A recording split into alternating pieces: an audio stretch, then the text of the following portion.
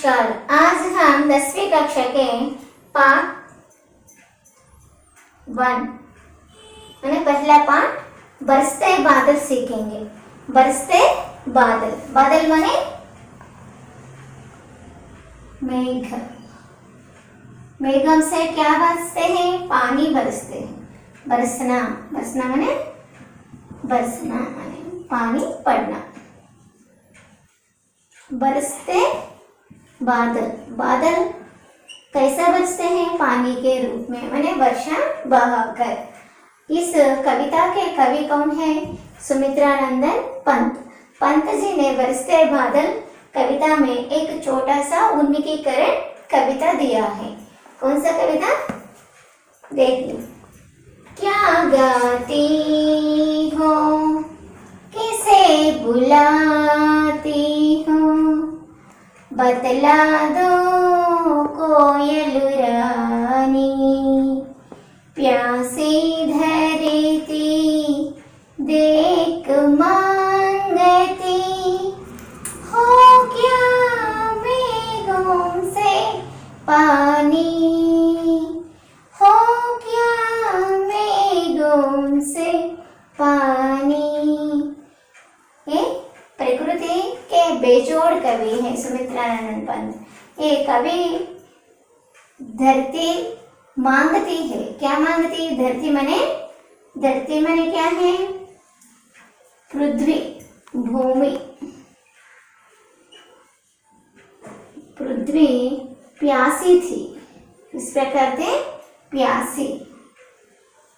प्यासी से माने पानी ना होने के कारण ये धरती पानी मांगती है।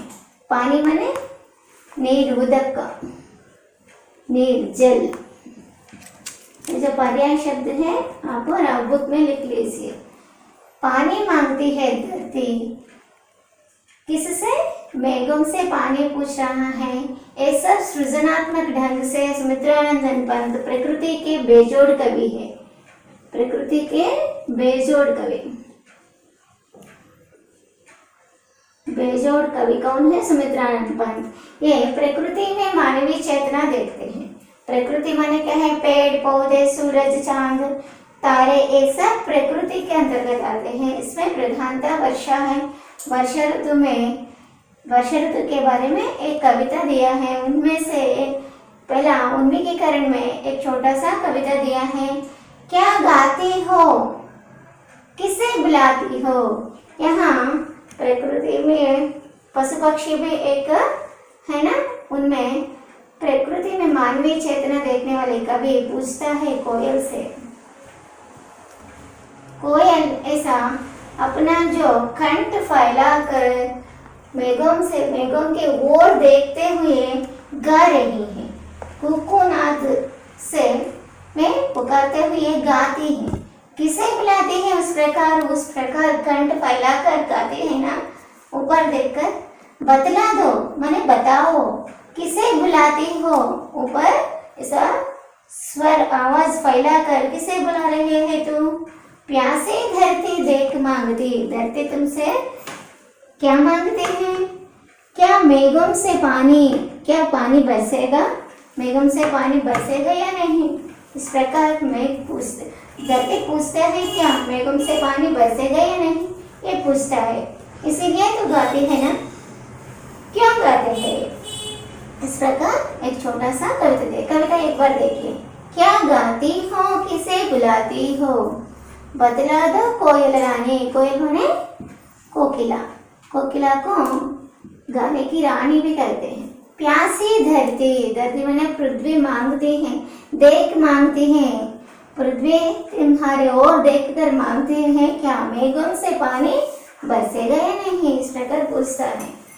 देखिए, मीठे गीत कौन गा रहा है? यहाँ कोयला मीठे गीत गा रहे हैं। और प्यासी धरती पानी किससे मांगती है? मेघों से पानी मांग रहे हैं। बादल प्रकृति की शोभा बढ़ाते हैं। प्रकृति की शोभा बढ़ाने वाला कौन है? बादल। किस प्रकार? पानी बरसाकर। पानी बरसना माने वर्षा पड़ना। वर्षा पढ़कर प्रकृति की शोभा बढ़ाते हैं, क्योंकि वर्षा के कारण ही हर एक घास फूस पेड़ पौधे सब हरियाली से रहते हैं। इसलिए प्रकृति की शोभा बढ़ाने के लिए प्रथम कारण था वर्षा। वर्षा के कारण थे हरा भरा रहता है, माने हरियाली से भरा होता है। इसलिए प्रकृति की शोभा बढ़ाने वाला कौन है? वर्षा। प्रकृति की शोभा बढ़ाने वाला कौन है? वर्षा। कैसे? वर्षा बरसने से पेड़ पौधे हरा भरा रहता है, फूलों से लगते हैं, इसलिए प्रकृति की शोभा बढ़ाने वाला वर्षा है। यहाँ उद्देश्य, इस कविता को किस उद्देश्य से दिया है?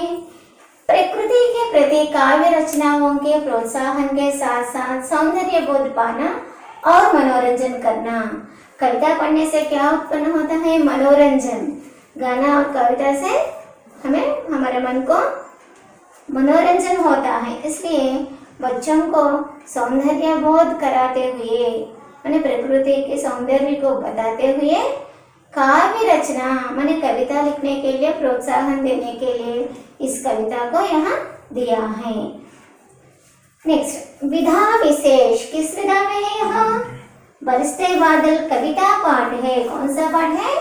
कविता पाठ।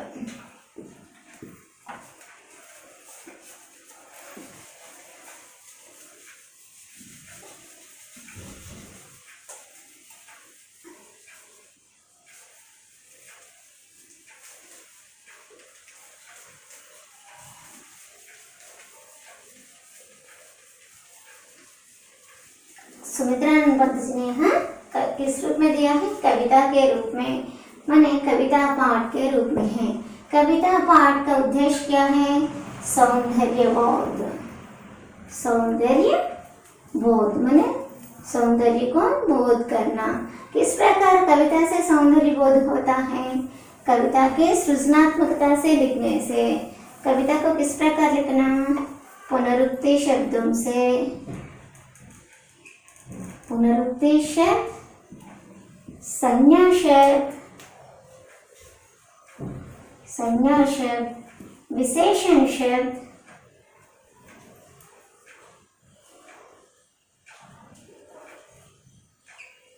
संज्ञा शब्द, विशेषण शब्द और अलंकारों से।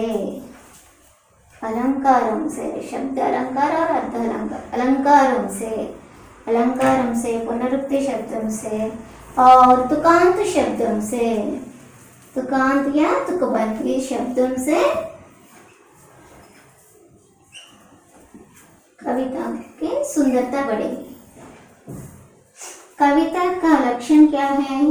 कम शब्दों में, कम शब्दों में, थोड़ी ही शब्दों में, कम शब्दों में, 2 या 4 पंक्तियों में कवि जो बताना चाहता है वो पूरा इन 4 पंक्तियों में ही बता दे सकते हैं। इसलिए कविता बहुत सौंदर्य है, माने सौंदर्य बोध करते हैं। थोड़ी ही माने 2 या 4 पंक्तियों में ही कवि का जो उद्देश्य हमें मालूम होता है। गद्य लिखने में या नाटक या एकांकी अनेक अनुच्छेदों में, अनेक वाक्यों में लिखना पड़ता है, मगर कविता में 2 या 4 पंक्तियों में कवि का उद्देश्य मालूम होता है। बरसते बादल कविता पाठ है। कविता भावनाओं को उदात्त बनाने के साथ साथ सौंदर्य बोध को भी सजाती और संवारती है। यहाँ विशेषण शब्दों से सौंदर्य और बढ़ता है और पुनरुक्ति शब्दों से, तुकांत शब्दों से, अलंकारों से कविता की सुंदरता बढ़ते हैं। और प्रस्तुत कविता नाद के साथ गेय योग्य है। नाद माने ध्वनि के साथ, ध्वनि के साथ, नाद माने ध्वनि के साथ, गेय योग्य है माने गाने योग्य कविता है। बच्चे कविता को गा सकते हैं, गाने से वह ज्यादा समय याद भी रख सकते हैं। ये ध्वनि के साथ गेय योग्य कविता है। अब सुमित्रानंद पंत जी का कवि परिचय जान लेंगे। बरसते बादल कविता के कवि कौन है? सुमित्रानंद पंत। सुमित्रानंद पंत जी का कवि परिचय देखिए। प्रकृति के बेजोड़ कवि माने जाने वाले सुमित्रानंद पंत जी का जन्म 1900 में हुआ। कब हुआ? 1900 में हुआ। इनको पंत जी को बेजोड़ कवि माने प्रकृति के बेजोड़ माने जाने वाले कवि कहते हैं, क्योंकि इनके जैसे माने पंत जी के जैसे प्रकृति के बारे में और कोई नहीं लिख सकता। प्रकृति संबंधित कविताएं लिखने में सिद्धहस्त है पंत जी, इसलिए प्रकृति के बेजोड़ कवि कहते हैं। इनका जन्म कब हुआ? 1900 में हुआ। और साहित्य लेखन के लिए इन्हें साहित्य अकादमी, सोवियत रूस और ज्ञानपीठ पुरस्कार दिया गया है। इनको साहित्य अकादमी और सोवियत रूस और ज्ञानपीठ पुरस्कार भी दिया गया है। क्यों दिया गया है? साहित्य लेखन के लिए। साहित्य लेखन के लिए साहित्य अकादमी, सोवियत रूस और ज्ञानपीठ पुरस्कार दिया गया है। और इनकी प्रमुख रचनाएं, पंत जी की प्रमुख रचनाएं क्या क्या है? वीणा, ग्रंथि, पल्लव, गुंजन, युगांत, ग्राम्य, स्वर्ण किरण, कला और बूढ़ा चांद। इनकी प्रमुख रचनाएं क्या है? वीणा, ग्रंथि, पल्लव, गुंजन, युगांत, ग्राम्य, स्वर्ण किरण, कला और बूढ़ा चांद तथा चिदंबरा काव्य संकलन के लिए इनको ज्ञानपीठ पुरस्कार से सम्मानित किया गया है। चिदंबरा काव्य के लिए इनको ज्ञानपीठ सम्मान मिल गई है। और इनका निधन माने मृत्यु माने देहांत कब हुआ? 1977 में हुआ था। ये जो पंत जी का कवि परिचय। परीक्षा में आपको इस कविता के कवि के बारे में लिखिए। किस प्रकार के प्रश्न आएगा? बरसते बादल कविता के कवि के बारे में लिखिए, या सुमित्रानंद पंत जी के बारे में तुम क्या जानते हो? प्रकृति के बेजोड़ कवि के बारे में लिखिए। ओके, इस प्रकार अलग अलग रूप से प्रश्न दिया जाता है, मगर आप अनुच्छेद के रूप में ही माने इसी प्रकार लिखना है ना, पॉइंट्स के रूप में ना लिखना चाहिए। बरसते बादल कविता के कवि के बारे में लिखिए, या सुमित्रानंद जी के बारे में लिखिए, और प्रकृति के बेजोड़ कवि के बारे में लिखिए। इस प्रकार अलग अलग रूप से प्रश्न पूछे जाएगा। ओके,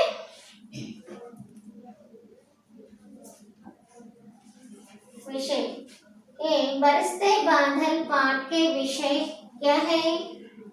प्रकृति है। पाठ के विषय है प्रकृति। विषय प्रवेश जान लीजिए।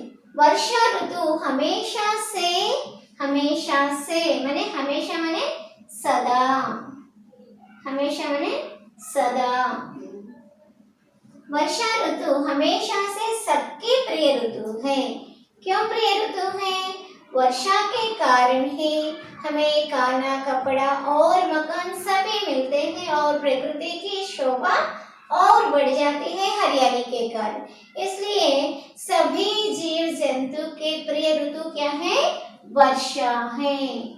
प्रकृति के शोभा बढ़ाने वाला कौन है? वर्षा। वर्षा के कारण ही प्रकृति की शोभा बढ़ता है। क्यों? हरियाली बन जाती है। वर्षा क्या? हरियाली को बढ़ाने वाला है। वर्षा क्या करते हैं? हरियाली को बढ़ाते हैं। हरियाली से प्रकृति की शोभा बढ़ती है। और सबके प्रिय ऋतु, सबको मन मोहने वाली ऋतु क्या है? वर्षा है। और वर्षा के समय प्रकृति की सुंदरता देखने लायक माने सब देखने के लिए उत्सुक होते हैं, क्योंकि पेड़ पौधे हरियाली से है और फल और फूलों से लद जाते हैं। इस सुंदर दृश्य को देखने के लिए मन लगता है, माने मन मोहता है। इसलिए सबका प्रिय ऋतु क्या है? वर्षा ऋतु है। प्रकृति की शोभा बढ़ाने वाला हरियाली है, और हरियाली कैसे आते हैं? वर्षा के कारण। इसलिए वर्षा हमारा प्रिय ऋतु है। और पेड़ पौधे, पशु पक्षी और मनुष्य खुशी से झूम उठता है। क्यों झूम उठता है? वर्षा को देखकर उनका मन मोहता है और वह आनंद से पुलकित होता है, खुशी को व्यक्त करता है। इसी सौंदर्य का वर्णन माने वर्षा के सौंदर्य का वर्णन का यहाँ माने इस पाठ में, बरसते बादल पाठ में सुमित्रा नंदन पंत ने यहाँ प्रस्तुत किया है। किसको? वर्षा ऋतु की सुंदरता को प्रस्तुत किया है। पहले कविता देखिए। कविता को हम सस्वर वाचन इसी प्रकार करना चाहिए जैसे रटने के लिए आसान हो जाएगा। इस प्रकार हम सीखने से रटना आसान हो जाएगा और याद भी रखेगा। हमारे कंठ जिस प्रकार होने पर भी हम कविता को कविता की तरह ही हम सस्वर वाचन करना चाहिए। जम जम जम जम मेघ बरसते हैं सावन के, चम चम चम गिरती बूंदें तरुओं से चमके, चम चम बिजली चमक रही रे उर्मे गन के, तम तम दिन के तम में सपने जगते मन के। इस प्रकार कविता को सस्वर वाचन करना चाहिए। जम जम जम जम, इस प्रकार मेघ बरसते हैं यहाँ। जम जम जम जम, जम जम जम जम क्या बरसते हैं? मेघ बरसते हैं। मेघ का पर्याय शब्द क्या है? घन। घन माने मेघ। मेघ किस प्रकार बरसते हैं? जम जम सुर के साथ। बरसना माने पानी पड़ना, मेघों से पानी पड़ता है माने वर्षा आ रहा है। किस प्रकार? इस प्रकार के ध्वनि उत्पन्न करके। कब बरसते हैं? सावन में माने श्रावण मास में। श्रावण मास में मेघ इस प्रकार बरसता है। चम चम, चम चम चम, गिरती, गिरना माने गिरती माने गिरना, नीचे गिरना। क्या गिर रहे हैं? बूंदें। बूंद शब्द का बहुवचन रूप है बूंदें। बूंद एम जोड़ने से क्या बन गया? बूंदें। एक वचन बहुवचन। बूंद माने ड्रॉप, बूंदे माने ड्रॉप्स। क्या कहते हैं? बूंदें। कहाँ से? तरुओं से। तरु माने पेड़, पेड़ों से छलके। पेड़ माने तरु, तरुओं से छलके माने क्षण माने क्षण।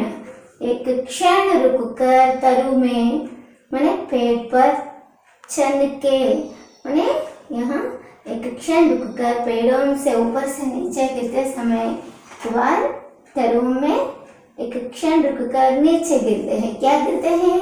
बूंदें गिरते हैं। चम चम, बिजली किस प्रकार? बिजली माने रोशनी। चमकते हैं माने चमकीला उत्पन्न करते हैं। चमक रही रे उर्मे घन के। घन माने मेघ, मेघों के बादल माने मेघ। मेघों के उर माने हृदय से। हृदय, मेघों के हृदय से बीच बीच में क्या रहे हैं? बिजली चमक रहे हैं। थंडर्स, बिजली माने क्या कर रहे हैं? चमक रहे हैं। मेघों के हृदय से बिजली चमक रहे हैं। थम थम दिन के समय। तम माने क्या है? अंधकार। दिन के समय भी वर्षा के कारण क्या बन गया है? अंधेरा छा गया है। अंधेरा, अंधकार माने अंधेरा। अंधेरा छा गया है दिन में। इस दिन के तम में, दिन में होने वाले इस अंधेरा में सपने जगते मन के। हमारे मन में क्या जगते हैं? सपने। सपने क्या है? तत्सम शब्द और तद्भव शब्द क्या है? स्वप्न। दिन होते हुए भी हम नए नए हमारे मन में नए नए सपने जगते हैं। कौन किस प्रकार के? वर्षा में जाकर खेलने के लिए बच्चे इस प्रकार सपना जगाते हैं बच्चों के मन में। इस प्रकार और सृजन कीजिए, कौन कौन से सपने आते हैं? ओके, दिन के तम में सपने जगते, हर एक आदमियों के मन में नए नए सपने जाग उठते हैं। कविता को एक बार सुनिए। जम जम जम जम मेघ बरसते हैं सावन के।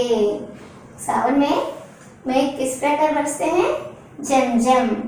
हमारे परीक्षा में 5 पठित पद्यांश से 5 प्रश्न दिए जाते हैं। जिस प्रकार कहे कि मेघ किस प्रकार बरसते हैं? जम जम जम मेघ बरसते हैं। कब बरसते हैं? श्रावण मास में, माने सावन में। हर एक प्रश्न के लिए हम एक ही वाक्य में उत्तर देना चाहिए। चमचम गिरती बूंदें तरुओं से छनके। तरु का पर्याय शब्द लिखिए। बूंदे कहाँ से गिरती हैं? इस चमचम बिजली चमक रही रे उर में घन के। उर में घन से क्या चमकती है? बिजली चमकती है। तम तम दिन के तम में सपने जगते मन के। दिन के तम में क्या आते हैं? सपने आते हैं। कब आते हैं? दिन के तम में। किसके मन में?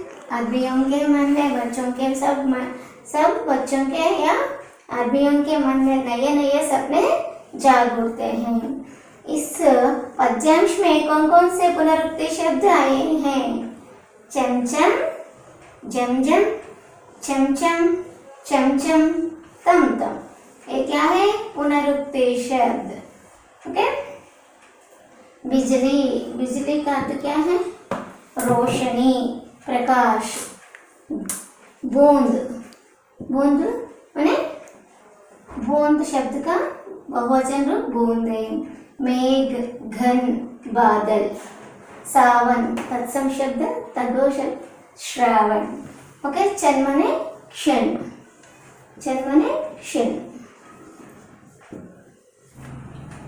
दूसरा कविता देखिए। दूसरी कविता। दादुर टर टर करते जिन्नी बजती जन जन। दादुर टर टर करते जिन्नी बजती जन जन। म्याऊ म्याऊ रे मोर, पीव पीव चातक के गण। म्याऊ म्याऊ रे मोर, पीव पीव चातक के गण। उड़ते सोन बालक आद सुख से कर क्रंदन। उड़ते सोन बालक आद सुख से कर क्रंदन। घुमड़ घुमड़ गिर मेघ गगन में भरते गर्जन। घुमड़ घुमड़ गिर मेघ गगन में भरते गर्जन। इस कविता में कवि वर्षा के समय जो पशु पक्षियों का जो आनंद व्यक्त करना किस प्रकार व्यक्त करते हैं उसको लिखा है। उसे किस प्रकार लिखा है? दादुर। ये प्राणी क्या है? दादुर। दादुर कौन कौन से प्राणी? मोर, चातक और सोन बालक। ये सभी प्राणी वर्षा के समय किस प्रकार अपने आनंद को व्यक्त करता है उसे इस कविता में दिया है। दादुर किस प्रकार अपना आनंद को व्यक्त करते हैं? टर करते हुए, टर ध्वनि को उत्पन्न करते हुए। जिल्ली को यहाँ से जो सांप और दादुर जैसे कुछ प्राणियों को यहाँ मुंह से एक अंग निकलता है बाहर, उसे जिल्ली कहते हैं। उस जिल्ली को बाहर और अंदर करके, ऐसा अंदर और बाहर करके ये ध्वनि उत्पन्न करते हैं। जिल्ली बजती जन जन, जिल्ली को बजाते हुए टर नाद करते हैं। कौन? दादुर टर ध्वनि उत्पन्न करते हैं।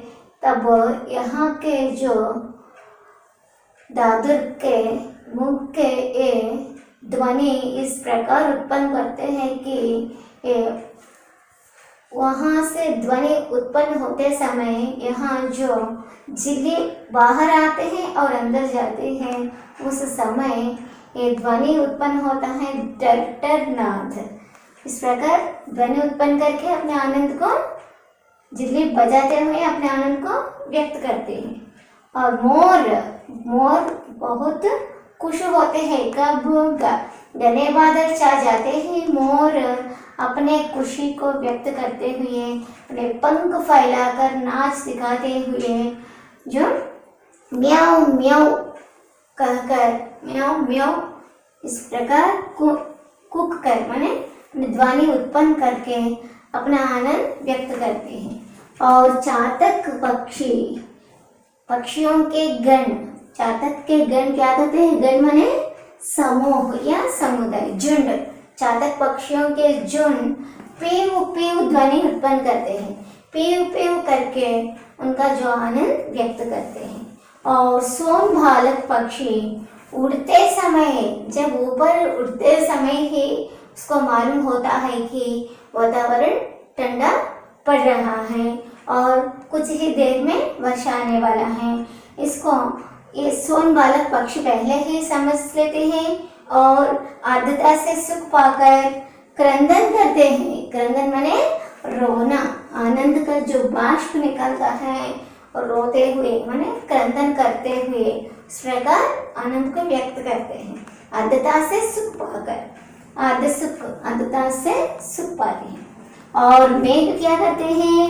आकाश में घूमते हैं, घुमड़ घुमड़, घूमना, घुमड़ना माने घूमना, घुमड़ घुमड़ गिर मेघ गगन में, पूरा आकाश में इधर से उधर वह घूम कर मेघ गगन, गगन माने आकाश या आसमान या नभ, पूरा नभ में, नभ पूरा नभ किससे भर जाते हैं? उसका जो गर्जन, गर्जन माने जोर से आवाज करना, जोर से आवाज करना, आवाज करते हुए मेघ पूरा आकाश में, नभ में वह घूमता है। किस प्रकार? गर्जन से माने गर्जन उत्पन्न करते हुए अपने आनंद को व्यक्त करते हुए आकाश में घूमते हैं। फिर एक बार देखिए कविता को। दादुर टरटर करते, झिल्ली बजती झंझन, और म्याऊ म्याऊ रे मोर, पेव पेव चातक के गण, उड़ते सोन बालक, आद सुख से कर क्रंदन। सोन बालक एक प्रकार की जल पक्षी है, वह आर्द्रता से सुख पाकर क्रंदन करते हैं। और घुमड़ घुमड़ गिर मेघ गगन में, गगन में पूरे आकाश में मेघ गर्जना से भरते हुए घूमते हैं। घुमड़ घुमड़ गिर मेघ गगन में भरते गर्जन। इस कविता से आए हुए प्रश्न क्या है?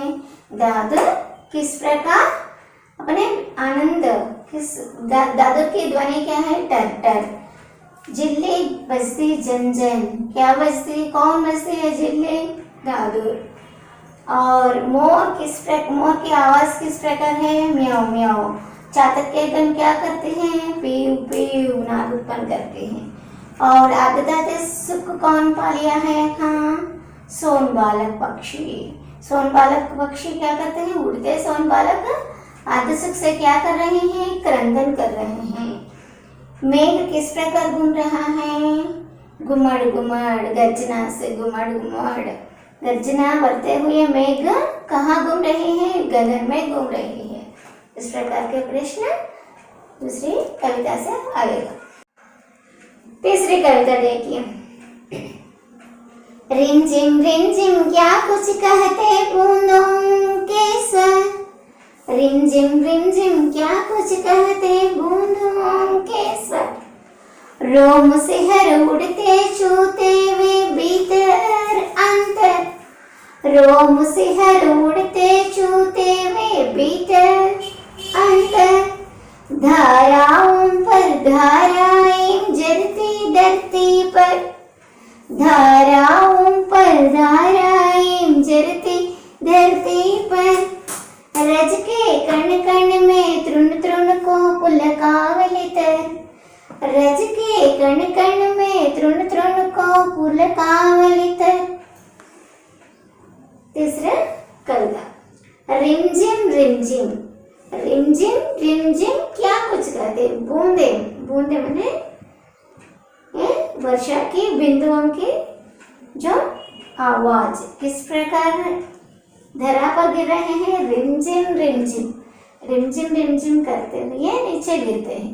ये बूंदों के स्वर, स्वर माने ध्वनि, उस आवाज के साथ ध्वनि उत्पन्न करते हुए उस आवाज से क्या कहते हैं, रिमझिम रिमझिम का मतलब क्या है, क्या कुछ कहते हैं, बूंदों के स्वर, बिंदुओं के स्वर, ये ध्वनि के साथ हमें कुछ कहते हैं क्या। रोम सिहर उड़ते चूते, रोम, रोम माने हमारे जो बदन पर होने वाला छोटे छोटे चित्रों पर होने वाला छोटे छोटे बालों को रोम कहते हैं। ये रोम सिहर उड़ते चूते वे भीतर अंदर, अंदर और बाहर, ये वर्षा के बिंदु को छूने से, हमारे रोम छूने से, बिंदुओं को छूते ही अंदर और बाहर, छूते ही रोम सिहर, सिहर उठना यानी आनंद से पुलकित होते हैं। कहाँ, अंदर और बाहर में आनंद उत्पन्न होता है। धाराओं पर धाराएं, धारा ये संज्ञा शब्द है, धाराओं पर धाराएं, धाराएं धाराओं पर, धाराओं पर धाराएं माने अनेक धाराएं, बिंदु बहा बहा के धारा बन गई। झरती धरती पर, झरती झरना माने प्रवाह जैसे गिर रहा है, क्या गिर रहा है, वर्षा के बिंदुओं की धारा, एक संज्ञा शब्द है और एक धारा क्रिया शब्द है। धाराओं पर धाराएं, झरती धरती पर, कहाँ गिर रहे हैं, धरती पर माने पृथ्वी पर, भूमि पर गिर रहे हैं धारा जैसे, क्या गिर रहे हैं, वर्षा के बिंदुओं, बिंदुओं धाराएं बन गई, वह धरती पर जल रहे हैं, जलती धरती पर। रज के कण कण में, कण कण यहाँ फिर पुनरुक्ति शब्द, रिमझिम रिमझिम कण कण, रज के कण कण में तृण तृण, ये भी पुनरुक्ति शब्द, रज के कण कण में तृण तृण को पुलकावली, पुलक प्लस आवली, पुलकावली दीर्घ संधि, पुलकावली, रज के कण, रज माने मिट्टी के कण, रज माने मिट्टी माने स्मॉल मड पीस, रज के कण कण में, हरेक कण, अविभाव समास, हरेक कण में, हरेक कण, तृण तृण घास के, जो छोटा सा घास के तृण में क्या होते हैं, पुलकित होते हैं माने सभी स्थानों पर पुलकावली ही जा जाता है माने आनंद ही व्यक्त हो जाता है। कब, पानी पड़ते समय माने वर्षा गिर रहे हैं उस समय इस प्रकार की स्थिति है। रिमझिम रिमझिम क्या कुछ कहते, बूंदों के स्वर स्वर कुछ कुछ आवाज उत्पन्न करते हैं ना, वर्षा की बिंदु उसकी आवाज से कुछ कहता होगा हमसे, उस प्रकार की ध्वनि उत्पन्न करते हैं कि रिमझिम रिमझिम, रिमझिम रिमझिम क्या कुछ कहते, बूंदों के स्वर। रोम सिहर उड़ते चूते, रोम सिहर माने यहाँ के छोटे छोटे बाल, जो चित्रों पर ऊपर होने वाला छोटा सा बाल रोम है, वो बाल कैसे होते हैं, छू जाने से माने छूने से, छूते ही अंदर माने उस रंगों से, रोमों से अंदर जाकर हमें आनंद मिलते हैं। वर्षा की ठंडा सा एक बिंदु गिरने से, धाराओं पर धाराएं जलती धरती पर, धरती पर ये धाराओं के रूप में प्रवाह निकलता है। रज के कण कण में, हरेक कण में, रज के, रज में माने मिट्टी में होने वाले हरेक कण, कण में, तृण तृण में, हरेक घास में पुलकावली उत्पन्न होते हैं माने सब पुलकित होते हैं। 14 कविता देखिए।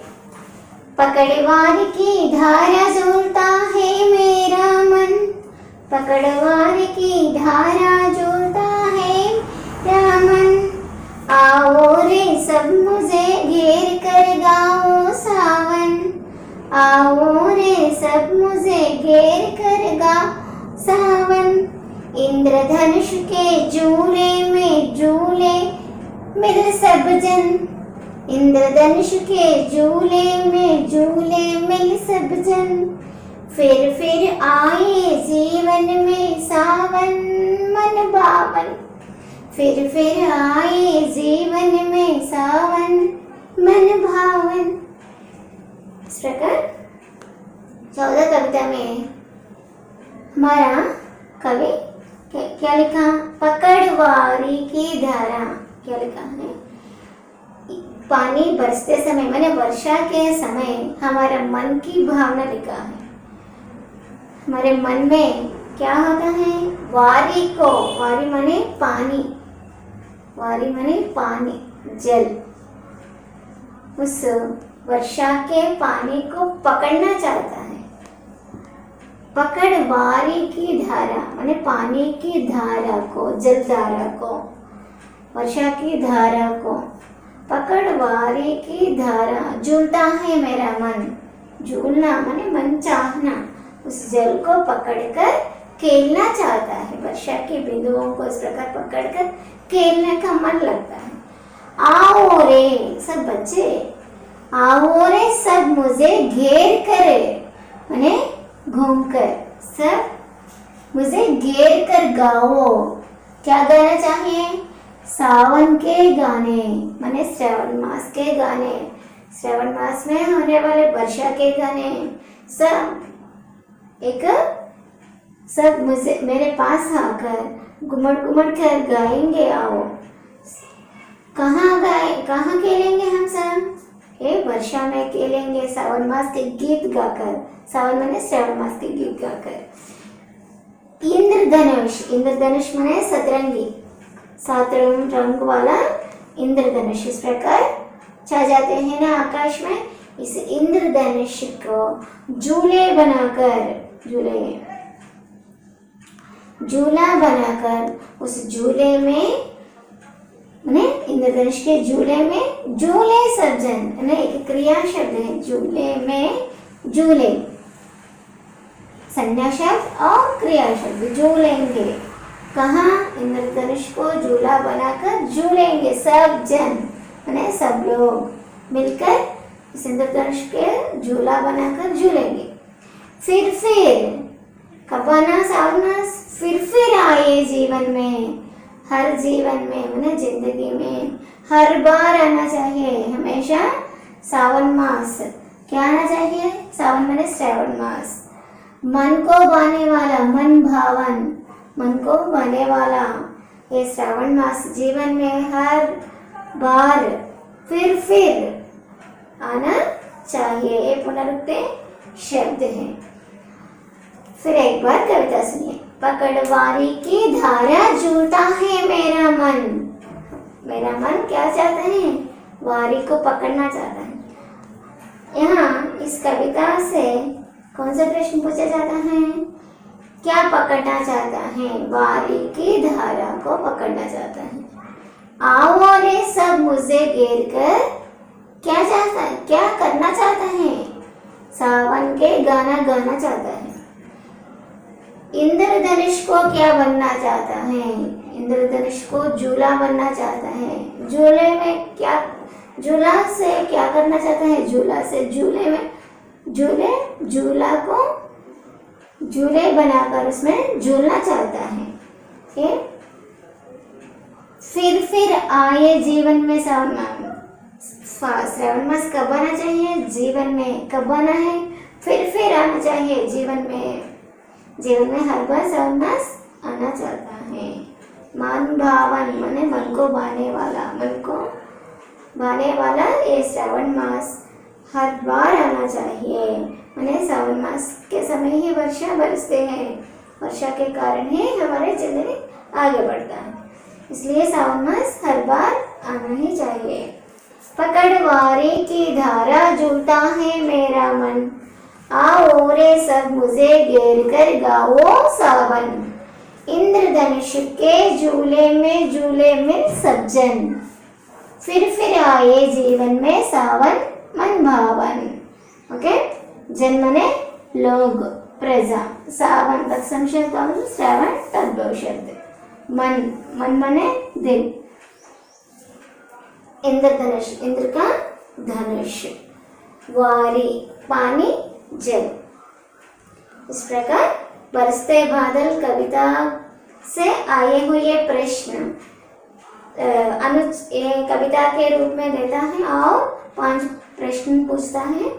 हर एक प्रश्न को एक ही वाक्य में उत्तर लिखना चाहिए और सृजनात्मक प्रश्न भी पूछा जाता है।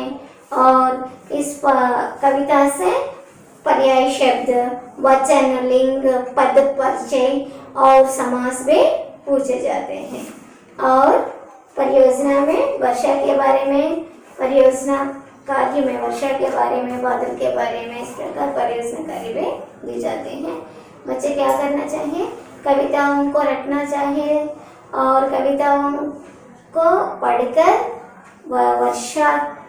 वर्षा से संबंधित खुद कविता लिखना, सृजनात्मक रूप से और एक कविता लिखने का कोशिश करना चाहिए। और वर्षा से क्या उपयोग है, वर्षा से क्या क्या उपयोग है, वर्षा से संबंधित कविताओं को सृजन करना और वर्षा के बारे में लिखना, वर्षा उनसे क्या लाभ है नष्ट है लिखना। इस प्रकार हम बहुत पुनरावृत्ति करने से ही हमें प्रश्नों को सृजन कर सकते हैं। प्रश्नों को सृजन करके उसका उत्तर भी लिखने के लिए कोशिश करना चाहिए। धन्यवाद।